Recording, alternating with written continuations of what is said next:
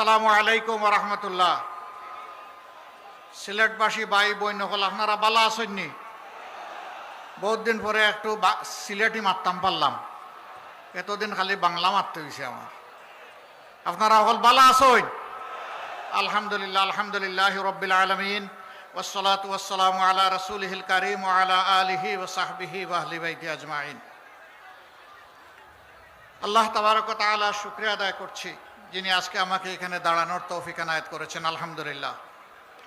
আজকের এই নির্বাচনী জনসভার সম্মানিত সভাপতি, সম্মানিত জাতীয় এবং স্থানীয় নেতৃবৃন্দ, শহীদ পরিবারের গর্বিত সদস্যবৃন্দ, জুলাই যোদ্ধাবৃন্দ, আপামর সিলেটবাসী ভাই ও বোনেরা, সাংবাদিক বন্ধুগণ, শৃঙ্খলার দায়িত্বে নিয়োজিত বিভিন্ন বাহিনীর সম্মানিত সদস্যবৃন্দ এবং সর্বস্তরের জনগণ, বাংলাদেশ আমাদের প্রিয় জন্মভূমি, আল্লাহ রাব্বুল আলামিনের দান।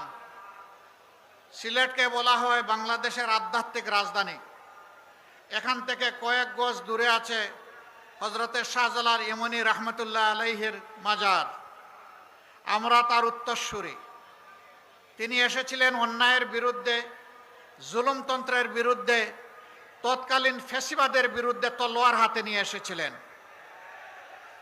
আলহামদুলিল্লাহ, তিনি মজলুমের পক্ষে দাঁড়িয়েছিলেন, জালিমের বিপক্ষে তিনি অভিযান পরিচালনা করেছিলেন। বাংলাদেশ গত 54 বছরে জুলুমের শিকারে পরিণত হয়েছে।